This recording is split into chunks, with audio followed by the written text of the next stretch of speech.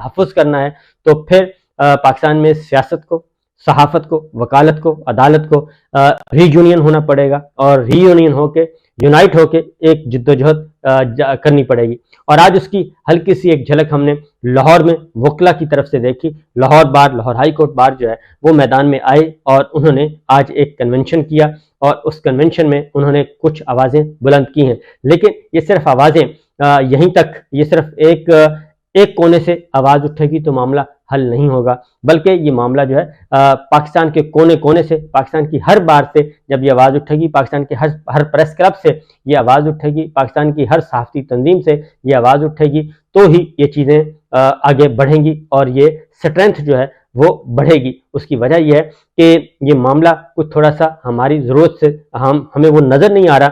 ये एजेंडा कुछ बहुत बड़ा है और ये एजेंडा ऐसा है कि पाकिस्तान में सियासत को, सहाफ़त को, वकालत को, अदालत को, इन सब को कंट्रोल करना है और उन सब को कंट्रोल करके यहाँ पे बोने जो हैं, बोनों को ला के यहाँ पे बिठाना है और बोनों के ज़रिए फिर पाकिस्तान में जमहूरी आज़ादियों को सलब करना है, बुनियादी इंसानी हकूक़ को सलब करना है और ये सारा कुछ करते रहना है। और इसकी हमने एक हल्की सी झलक देखी कि पाकिस्तान का जो निज़ाम है वो इस चीज़ को एक्सेप्ट नहीं कर रहा और पाकिस्तान तबाही के दहाने पर पहुंच चुका है।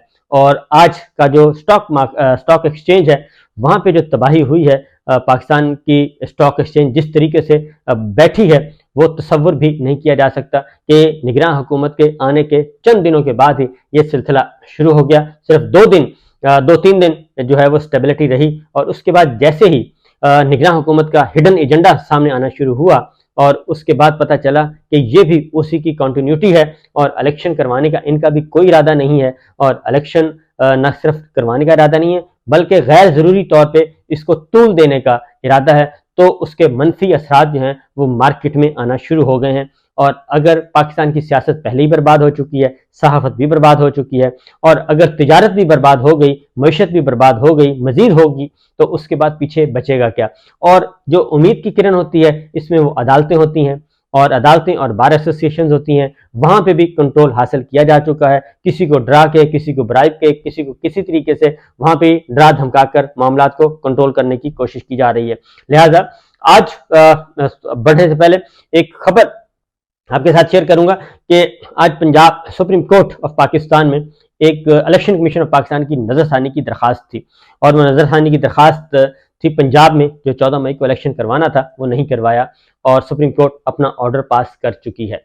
और उस 14 मई के इलेक्शन को रोकने के लिए जो पाकिस्तान भर में जो तबाही पंजाब और खैबर पख्तूनख्वा में की गई वो तसव्वुर से भी मावरा है। कोई सोच भी नहीं सकता कि एक इलेक्शन रुकवाने के लिए इतना गंदा धंधा किया गया और इतना गंदा खेल खेला गया इलेक्शन रुकवाने के लिए, क्योंकि जिद थी कि हमने इलेक्शन नहीं होने देना और वो इलेक्शन नहीं होने दिया गया। 14 मई को पंजाब का इलेक्शन होना था, नहीं होने दिया। खैबर पख्तूनख्वा में गवर्नर साहब ने तारीख ही नहीं दी और इलेक्शन कमीशन ऑफ पाकिस्तान ने भी उसी एजेंडे का पार्ट एंड पार्सल बने और उस वक्त की जो 14-15 जमाती हुक्मरान इत्तेहाद था, इलेक्शन कमीशन उसका एक बच्चा जमूरा बन के उन्होंने एक मातहत इदारे के तौर पर, बल्कि मातहत इदारा भी नहीं, मातहत एक अफसर के तौर पे उस वक्त काम किया और इलेक्शन नहीं करवाया। आज ये पिटीशन आगे नज़रसानी की दरख्वास्त थी और नज़रसानी की दरख्वास्त में इलेक्शन कमीशन ऑफ पाकिस्तान ने के वकील ने ये बावर करवाया, ये कोशिश बावर की कि इलेक्शन कमीशन के पास इख्तियार है कि वो इलेक्शन की डेट आगे पीछे कर सकता है। आज नज़रसानी की दरख्वास्त में आज उनके वकील ने आर्गूमेंट किया कि इलेक्शन एक्ट में तरमीम हो चुकी है, तरमीम के बाद अब इलेक्शन कमीशन इंतखाबात की तारीख दे सकता है और इलेक्शन कमीशन ने तैयारी के लिए मजीद 1 हफ्ते की जी उन्होंने मोहलत भी मांग ली कि जी हमें 1 हफ्ता दें ताकि हम ये नज़रसानी की दरख्वास्त पे तैयारी कर सकें।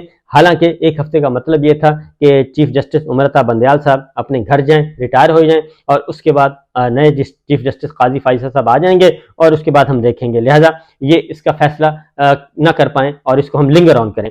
आप अपना मौक़िफ़ बताएं कि हम भी केस का जायजा लेंगे। चीफ जस्टिस साहब ने कहा मैंने केस में इजाफी ग्राउंड्स तैयार किए हैं, इलेक्शन कमीशन ने कहा, तो ये बड़ा ही हम एक अहमकाना बात थी कि हमने इजाफी ग्राउंड तैयार किए हैं कि नजरसानी की दरखास्त थी, नजरसानी की दरखास्त में कोई इजाफी ग्राउंड नहीं होते, उसमें तो बताना होता है कि आपके फैसले में कि जनाब ये सुकम रह गया, आईनी सुकम है या कानूनी सुकम है, ये सुकम रह गया, ये आप तजाद है, ये खत्म कर दें, इसके अलावा कुछ नहीं होता। लेकिन वो कहते हैं कि हमने ग्राउंड्स तैयार किए हैं।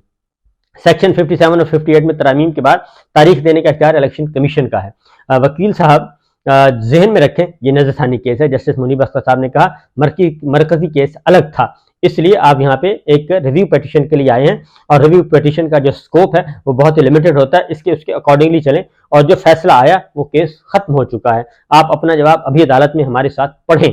चीफ जस्टिस साहब ने कहा एक हफ्ते का कोई चक्कर नहीं है, आप अभी अभी जो भी कहना चाहते हैं वो कहें, ये नजरसानी की दरखास्त है, वो कोई खेल तमाशा नहीं है। इलेक्शन की तारीख का नजरसानी केस से कोई ताल्लुक नहीं है। जस्टिस मुनीब अख्तर साहब ने कहा कि इंतखाबात की तारीख देने का मुकदमा पहले ही खत्म हो चुका है और नजरसानी केस में अब जो नुकात उठाना चाहते हैं वो बताएं, और नजरसानी में आप दोबारा दलाइल नहीं दे सकते। ये बताएं कि अदालती फैसले में गलती कहाँ है। और ये मुनीब अख्तर साहब ने इलेक्शन कमीशन के वकील से बार बार यही पूछा।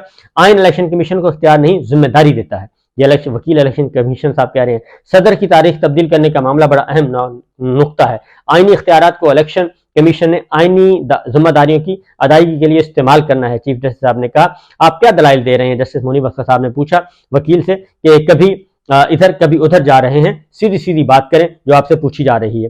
तीसरी मरतबा आप कह रहे हैं कि इलेक्शन कमीशन का इख्तियार नहीं है। इलेक्शन कमीशन ने जिम्मेदारी की रोशनी में इख्तियारात का इस्तेमाल करना है। जस्टिस एजाज उल हसन साहब ने कहा, और उन्होंने कहा कि इलेक्शन कमीशन की जिम्मेदारी साफ शफाफ इंतखाबात करवाना है, न कि इसको डिले करना है। आइन कहता है 90 दिन में इंतखाबात होने चाहिए। जस्टिस मुनीब अख्तर साहब ने कहा इलेक्शन कमीशन कहता है कि तारीख तब्दील करने का इख्तियार है, अदालत इलेक्शन कमीशन की दलील से इत्तेफाक नहीं करती। जस्टिस मुनीब अख्तर साहब ने कहा कि नजरसानी में दोबारा दलाइल की इजाजत नहीं, और इलेक्शन कमीशन के वकील एक दायरे में घूम रहे हैं, आप इस दायरे से निकले और जो बात पूछी जा रही है वो बताएं।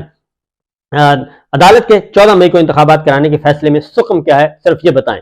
आइन इलेक्शन कमीशन को इंतखाबात की तारीख आगे बढ़ाने का इख्तियार नहीं देता। जस्टिस एजाज उल हसन साहब ने वाज़ेह तौर पर कहा सुप्रीम कोर्ट फैसला दे चुकी कि इलेक्शन कमीशन इंतखाबात की तारीख आगे नहीं बढ़ा सकता, और जो सदर मुमलिकत ने तारीख दी थी वही एक्चुअल तारीख थी और उसी तारीख को इलेक्शन होना चाहिए था। ये सुप्रीम कोर्ट ऑफ पाकिस्तान कह रही है, और वो थी 14 मई को, और उस दिन नहीं करवाया, और इसलिए ये आपने गैर आइनी और गैर कानूनी इक़दाम किया है। इंतखाबात 90 दिन में कराने की कुछ हद पर कुछ वजूहात में छूट भी दी गई है, वकील इलेक्शन कमीशन ने कहा। सुप्रीम कोर्ट के फैसले में इलेक्शन कमीशन की मारूजात के बारे में कुछ गलत फहमियां हैं। जस्टिस एजाज उल हसन साहब ने कहा कि आर्टिकल 218 में शिक 3 के मुताबिक इलेक्शन कमीशन को इंतखाबात ऑर्गेनाइज और कंडक्ट करना होता है, और इलेक्शन कमीशन को इंतखाबात ऑर्गेनाइज और कंडक्ट 90 रोज की आईनी मुद्दत में करने हैं, और इलेक्शन कमीशन ने ये छूट खुद को कैसे दी कि वो इंतखाबात में ताखीर कर सकें। जस्टिस एजाज उल हसन साहब ने कहा इंतखाबात साफ शफाफ और मुनसिफाना कराने की आईनी जिम्मेदारी आयद करता है, और इलेक्शन कमीशन के वकील ने कहा जस्टिस एजाज उल हसन साहब ने कहा कि कमीशन 5 साल तक यकीनी नहीं बनाता कि इंतखाबात शफाफ हो सकते थे, तो क्या इंतखाबात नहीं होंगे। ये एक दलील है, क्योंकि आजकल तो यही दलील चल रही है कि जी साफ शफाफ इंतखाबात करवाने हैं और वो खा 5 साल बाद हो जाए, तो ये एक दलील। जस्टिस एजाज उल हसन साहब ने कहा कि आपकी दलील फिर क्या है, पिछले आधे घंटे से ही समझ नहीं आ रहा कि आपकी मुद्दा क्या है, आप बताना क्या चाहते हैं, कहना क्या चाहते हैं। एक ही दायरे में घूमना बंद करें और जो बात पूछी जा रही है वो बताएं। हम इतनी देर से ये समझने की कोशिश कर रहे हैं कि आप कहना क्या चाहते हैं, हमें रिकॉर्ड से दिखाएं फैसले में क्या गलती है। जस्टिस एजाज उल हसन साहब ने कहा, जस्टिस मुनीब साहब ने कहा कि हम आपको कायल करने नहीं बैठे कि फैसले में गलतियां नहीं हुई, आप हमें पढ़कर बताएं फैसले में कहां गलतियां हुई हैं। फैसले में गलती यह है कि इलेक्शन कमीशन के बाद इंतखाबात मुअख्खर करने का इख्तियार नहीं, इलेक्शन कमीशन ने कहा। सुप्रीम कोर्ट में इस तरह केस में दलाइल नहीं दिए जाते, आपके सारे नुकात सुनकर ही हमने ये फैसला दिया था। और उसके बाद जस्टिस एजाज उल हसन साहब और जस्टिस मुनीब अख्तर साहब ने मुतअद्दिद जो हैं वह सवालात किए, आप अपना मौक़िफ़ बताएं, हम भी केस का जायजा लेंगे। लेकिन मुसलसल कहने के बावजूद वकील साहब ने मौक़िफ़ नहीं बताया और इधर उधर की बातें करते रहे हैं, और वो मुसलसल उनका तरीका यह था, इलेक्शन कमीशन के वकील का जो हदफ था वो यही था कि किसी भी तरीके से हम इलेक्शन को, ये नजरसानी की दरखास्त है वो डिले कर दी जाए। हम आइन इलेक्शन कमीशन को इंतखाबात की तारीख आगे बढ़ाने का इख्तियार नहीं देता। ये जस्टिस एजाज उल हसन साहब ने फाइनल जो वर्ड बोला वो ये था, इंतखाबात की तारीख आगे नहीं बढ़ा सकता इलेक्शन कमीशन। ये जस्टिस मुनीब अख्तर कह चुके हैं। उन्होंने कहा कि सुप्रीम कोर्ट ये फैसला दे चुकी है कि इलेक्शन कमीशन के पास कोई इख्तियार नहीं है कि वो इलेक्शन की तारीख को 90 दिन से आगे ले जाए। इसलिए इसके बारे में कोई है आपके पास तो बात करें। इलेक्शन कमीशन को इंतखाबात 90 दिन के अंदर अंदर करवाना लाजमी है और इसके अलावा कोई और ऑप्शन आपके पास नहीं है। उसके बाद सुप्रीम कोर्ट ने ये इलेक्शन पिटीशन कर दी खारिज। और अब होगा क्या? असल मसला ये है कि अब होगा ये कि अब तौहीन अदालत की कार्रवाई जो है वो शुरू हो जाएगी, क्योंकि चीफ इलेक्शन कमिश्नर साहब हों या उनके दीगर मेंबर्स हों, उन्होंने एक हुक्म उदूली की है, सुप्रीम कोर्ट के फैसले की हुक्म उदूली की है। और उस वक्त चूंकि मुस्लिम लीग नवाज और 15 जमातें जो है उनके आपस में मिले हुए थे या PDM की गवर्नमेंट मिली हुई थी, और उस वक्त तो इलेक्शन कमीशन ऑफ पाकिस्तान ने किसी और की बात ही सुनना गवारा नहीं की और इलेक्शन नहीं करवाए। अब वही दलील जो है वो अब उसी दलील को ये आगे बढ़ाना चाहते हैं और उस दलील का जवाब जो है वो दिया जा रहा है कि आज सुप्रीम कोर्ट ऑफ पाकिस्तान में दिया गया। सुप्रीम कोर्ट ने नजरसानी की दरखास्त खारिज करते हुए ये कहा कि जनाब आप इलेक्शन को आगे नहीं बढ़ा सकते। तो अब भी क्योंकि इलेक्शन अनाउंस हो चुके हैं, पहले तो यही दलील ली गई कि इलेक्शन एक दिन करवाने हैं जी हमने सारे, और इसलिए अब खैबर पख्तूनख्वा में करवाएंगे, फिर पंजाब में करवाएंगे, फिर कुछ अरसे के बाद सेंटर में इलेक्शन होंगे, फिर पंजाब में हुकूमतें कोई और होंगी।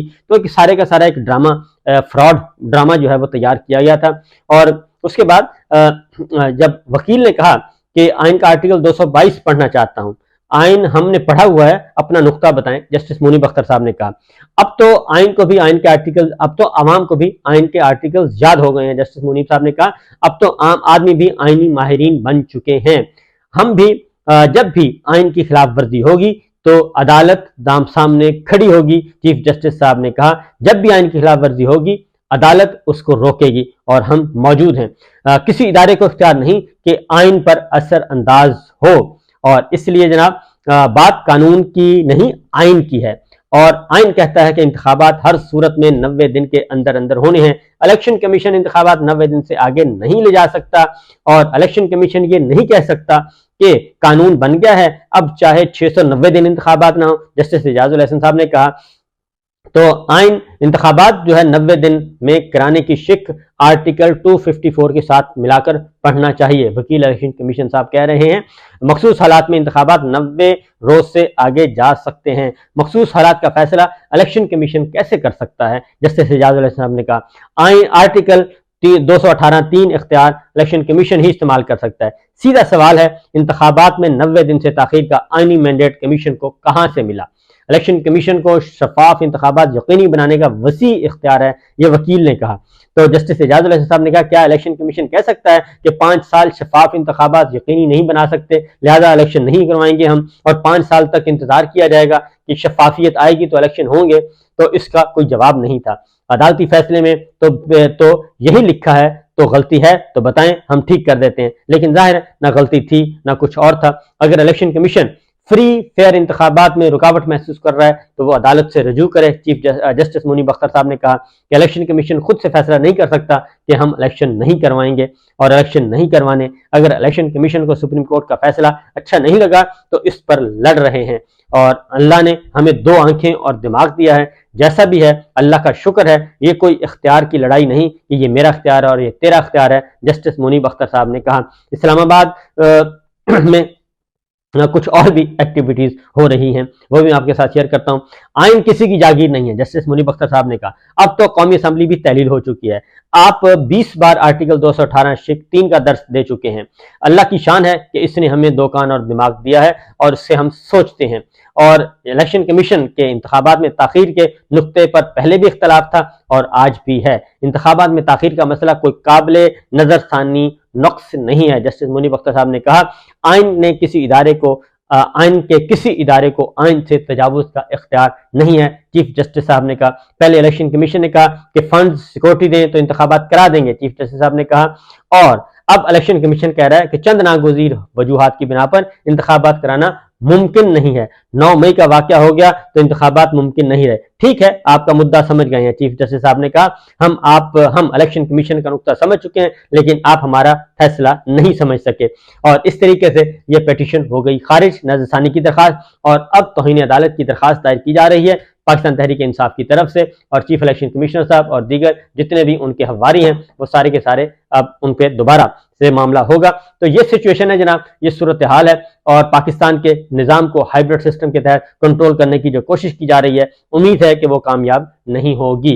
अल्लाह ताला से दुआ है कि पाकिस्तान को इस मुश्किल से निकाले, क्योंकि पाकिस्तान की जो मईशत है वो तबाही के दहाने पर जा चुकी है। इजाजत दीजिए, अल्लाह हाफिज।